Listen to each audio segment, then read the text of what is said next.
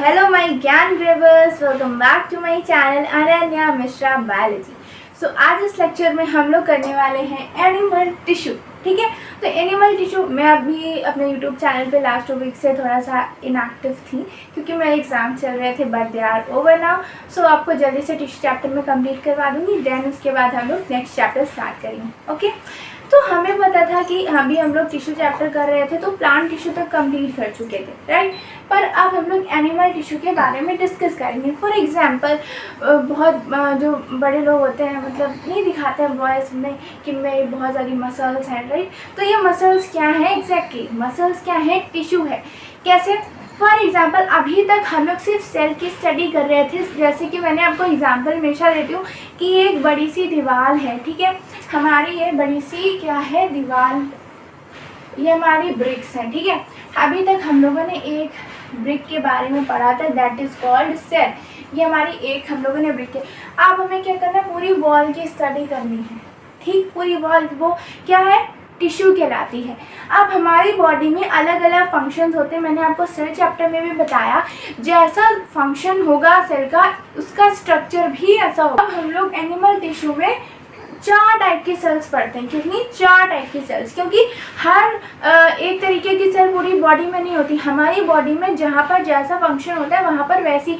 अब हमारी जो मसल्स हैं, ठीक है, तो उनकी सेल्स अलग हैं। आप देखते हो जैसे कि अगर हमारी स्किन पे चोट लग जाए और ऊपर की हमारी स्किन पील ऑफ हो जाए, मतलब निकल जाए, तो हमें अंदर से रेडिश रेडिश जैसी लगती है ना, तो वो भी तो टिश्यू है। लेकिन ऊपर वाली स्किन हम लोगों को ऐसी क्यों लगती है, इसमें से हर समय ब्लड क्यों नहीं लगता? ये वाली हम लोगों की अंदर वाली जैसी लेयर की जैसी क्यों नहीं दिखती?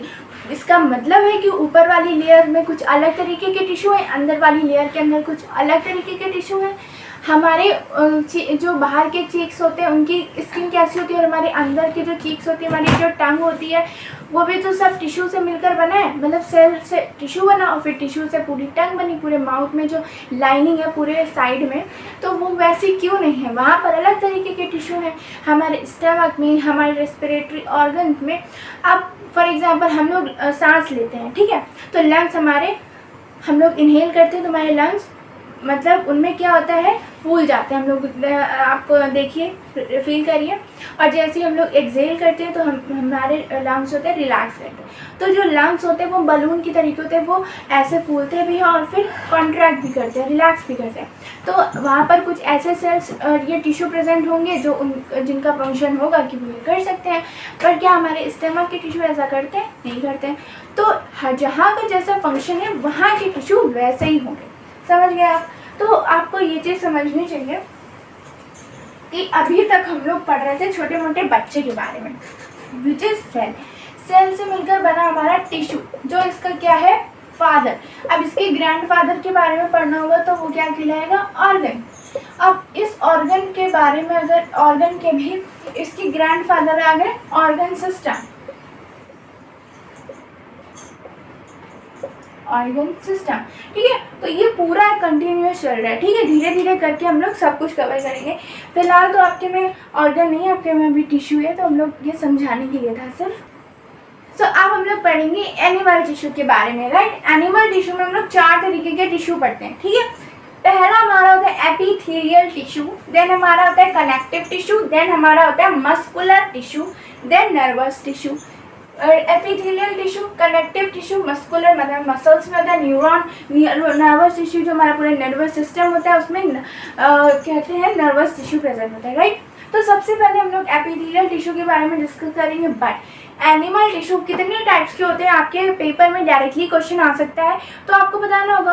और ऐसे याद नहीं होगा, अगर मुझसे कोई पूछता है कि आप यूट्यूब पर क्यों पढ़ा रही हो, तो मैं बोलूँगी मेरा मन, राइट। तो सब समझ गए होंगे मैं किसकी बात कर रही हूँ। तो वैसे ही मेरा कैसा मन है, मेरा एक ही मन है और मेरा मन पढ़ाने में लग रहा है तो मैं आपको पढ़ा रही हूँ। तो वैसे इसको याद करने की ट्रिक है एक मन, ठीक है। एक मन मतलब ई से एपिथेलियल, सी से कनेक्टिव, एम से मस्कुलर एंड एन से नर्वस टिश्यू।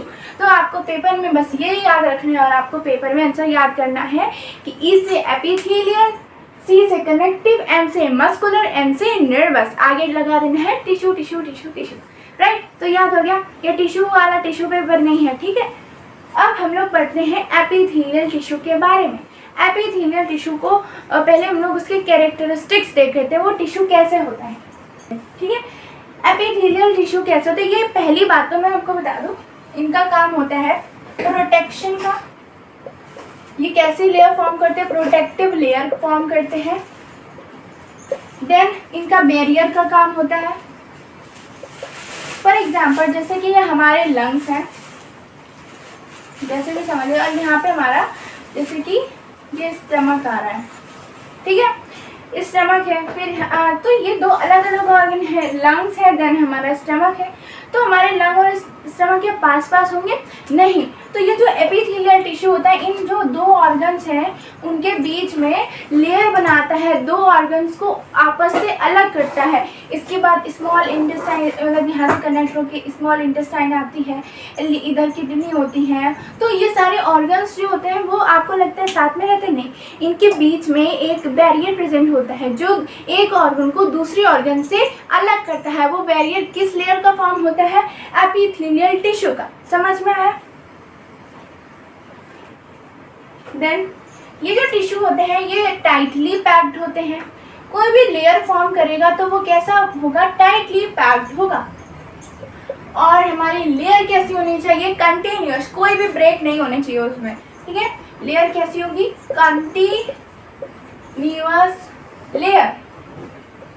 उसके बाद इसमें बढ़ेंगे, टाइटली पैक्ड हो गया, इसमें लेस सीमेंटेड मटेरियल प्रेजेंट होता है, ठीक है, और इंटरसेलुलर स्पेस एब्सेंट होता है, ठीक है। ये बहुत ज़्यादा हार्ड नहीं होता है, लेस सीमेंटेड मटेरियल होता है। ज़्यादा सीमेंटेड होगा तो वो हार्ड हो जाएंगे ना, ठीक है। तो कैसा हो जाएगा, लेस सीमेंटेड मटेरियल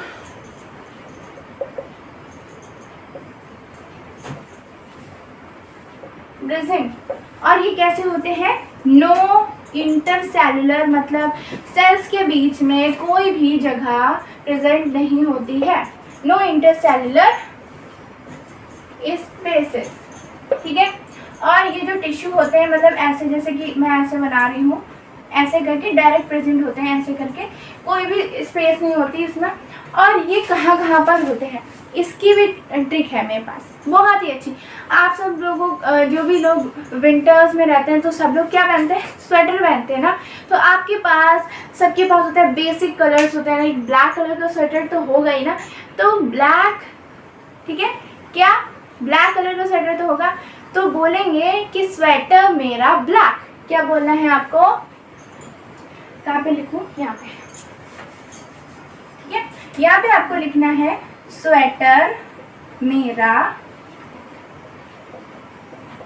ब्लैक, ठीक, स्वेटर मेरा ब्लैक। तो स्वेटर मेरा ब्लैक में क्या होगा, आपको अपनी एनसीईआरटी बुक खोली है, एपिथेलियल टिश्यू का टॉपिक खोले और आपको वहाँ पे ऐसे 4th-5th लाइन में एग्जाम्पल मिल जाएंगे। वहाँ पर आपको, अब यहाँ पर ये स्वेटर मेरा ब्लैक का फुल फॉर्म क्या होगा, मतलब ऐसे तो एग्जाम्पल नहीं लिखना है ना, तो आपको यहाँ पर क्या लिखना है, जो स्वेटर है वो कैसा है, कि हमारी होगी स्किन, जो हमारी स्किन की लेयर होती है उससे। देन ये जो एम का मतलब है कि लाइनिंग ऑफ माउथ, जो हमारे माउथ में अंदर लेयर देखते हैं ना, वो होती है हमारी एपिथेलियल टिश्यू। बी से हमारा क्या हो जाएगा, लाइनिंग ऑफ ब्लड वेसल्स, जो हमारी आर्टरी वेन होती है, जो हमें ये से दिखती है ना, ये ब्लड वेसल्स होती हैं, ठीक है। तो ये इनकी जो लाइनिंग होती है अंदर की, वो कैसी होगी, एपिथेलियल टिश्यू। देन एल से क्या हो जाएगा हमारा लंग्स, और लंग्स में लाइनिंग ऑफ लंग्स, ठीक है। एल्वेलाई यहाँ पे हमारा हो जाएगा एल्वेलाई, जो कि हमारी लंग्स में प्रेजेंट होती हैं। बैग्स होते हैं जिसके अंदर जो हम लोग सांस लेते हैं वो इनके अंदर जाती है, ठीक है। और ये जो कैसे होगा, ये हमारा हो जाएगा किडनी ट्यूब्यूल्स, ठीक है। आपको इसमें लाइनिंग याद रखना, बाकी skin, lungs, alveoli and then kidney tubules. तो हो गया ना, स्वेटर मेरा ब्लैक के सारे एग्जाम्पल आपके कंप्लीट हो गए, कोई भी एग्जाम्पल आपके एनसीईआरटी का नहीं छूटा है। तो ये हमारा हो गया एपिथेलियल टिश्यू। बढ़ने वाले हैं एपिथेलियल टिश्यू के टाइप्स, ठीक है। तो पहला टाइप तो हमारा है स्क्वैमस एपिथेलियल टिश्यू, ठीक है। दूसरा पार्ट है हमारा columnar epithelial tissue.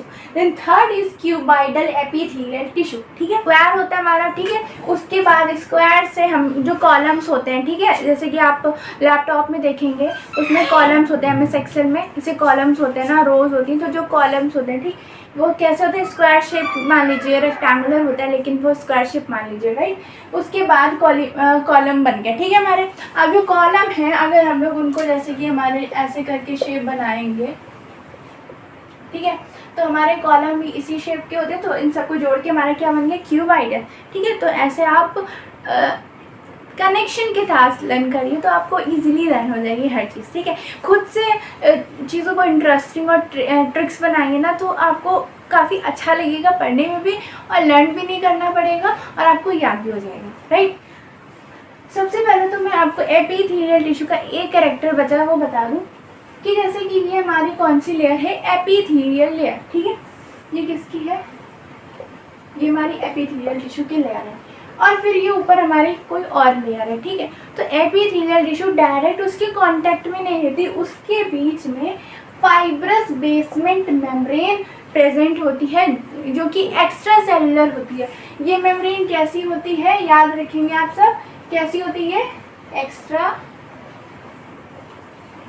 Cellular, cell के बाहर मतलब, ठीक है, एक्स्ट्रा सेलुलर। तो ये डायरेक्टली कांटेक्ट में नहीं होता है, ये एपिथेलियल जो हमारी लेयर होती है, और जो अंदर इनर लेयर होती है हमारी ऑर्गन या कोई भी टिश्यू की, तो ये आउटर लेयर है। तो इसके बीच में लेयर प्रेजेंट होती है, that is fibrous basement membrane, जो कि होती है एक्स्ट्रा सेलुलर, राइट।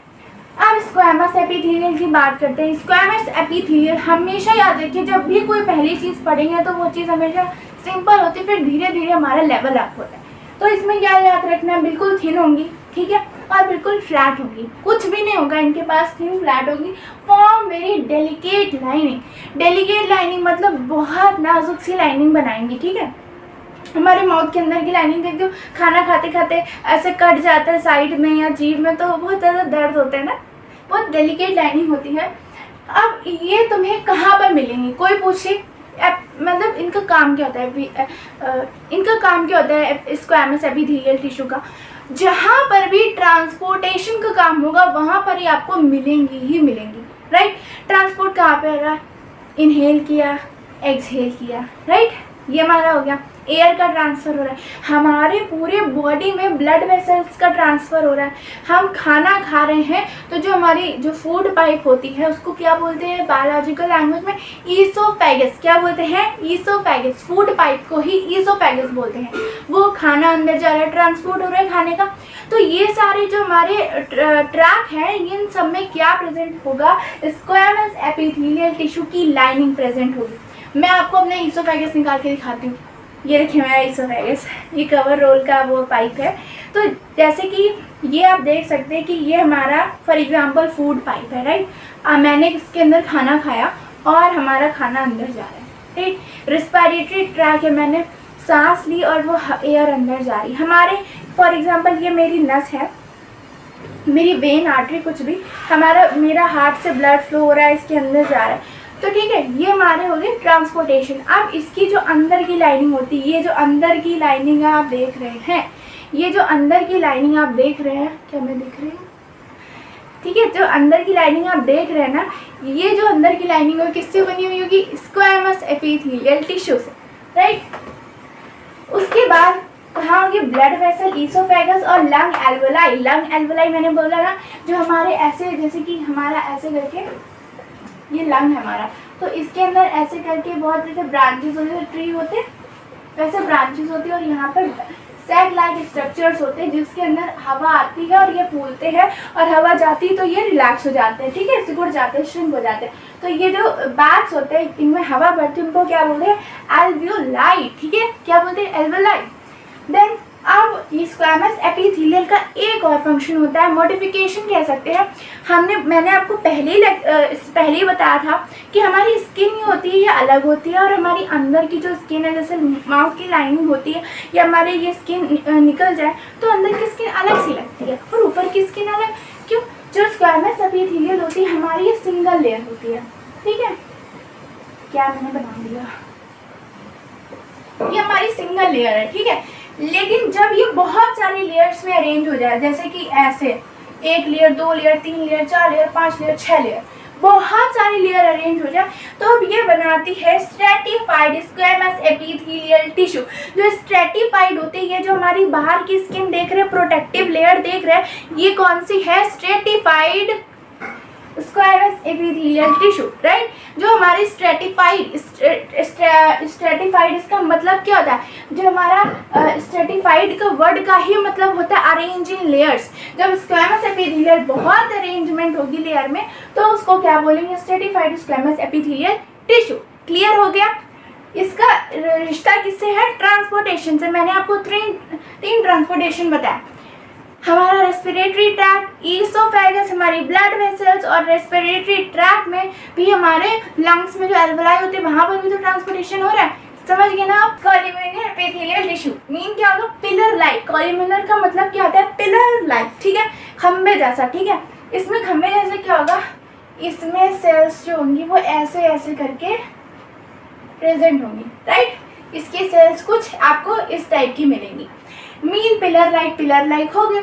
उसके बाद ये कहाँ पे मिलेंगी, ये तो ट्रांसपोर्टेशन में काम कर रही थी। इनका काम होगा एब्जॉर्प्शन और सिक्रीशन का।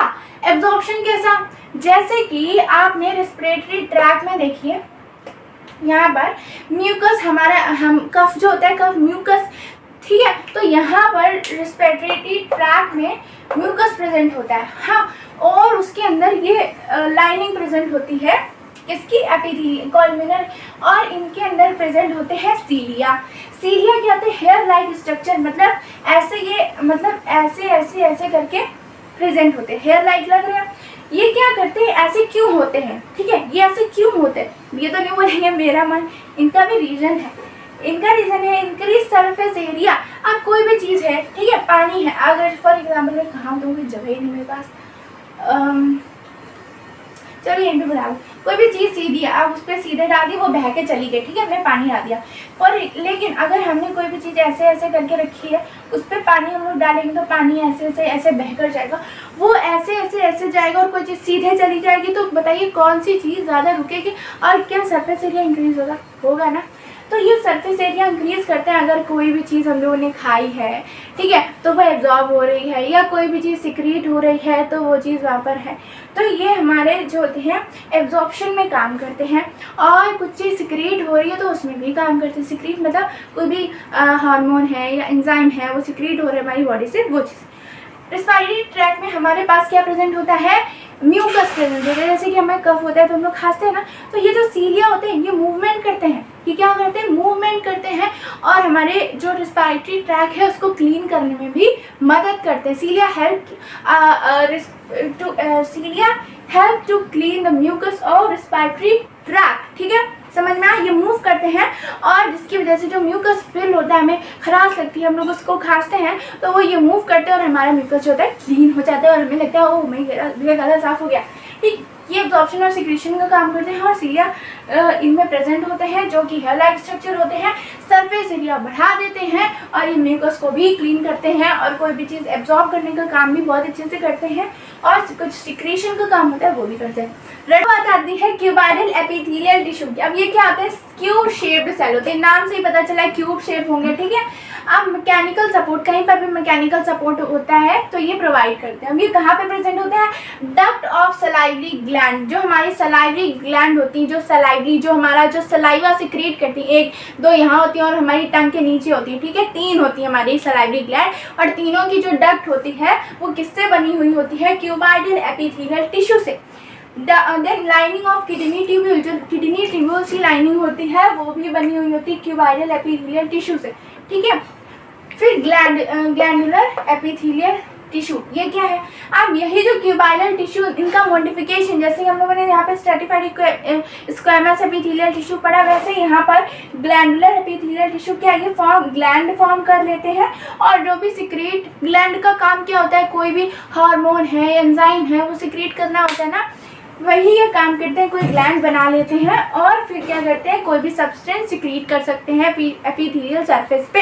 अब ये कैसे बनाते हैं, जो ये क्यूबाइडल टिश्यू होते हैं ये पीछे की तरफ मूव करते हैं इनवर्ड डायरेक्शन में और ग्लैंड का फॉर्मेशन कर लेते हैं और फिर वो ग्लैंड हमारी फंक्शन हो जाती है। तो उस ग्लैंड को क्या बोलेंगे, जो इससे बनी है ग्लैंडुलर एपिथेलियल टिश्यू। तो ये इनका पूरा फंक्शन होता है। आगे हो, this is all about epithelial tissue, उसके टाइप्स हैं। तो प्लीज़ आप मेरे चैनल को सपोर्ट करिए ताकि मैं आपको हेल्प कर पाऊँ और मुझे ताकि खुशी हो, बिकॉज मुझे पढ़ाना बहुत अच्छा लगता है। और जब आप मुझे कुछ रिप्लाई करेंगे, कमेंट सेक्शन में लिखेंगे, सो आई कैन ऑल्सो इम्प्रूव कि मैं इसको और अच्छी तरीके से पढ़ा सकूँ और मुझे भी मोटिवेशन मिलेगा एट ऑल। तो thank for watching and share to your friends. Bye bye.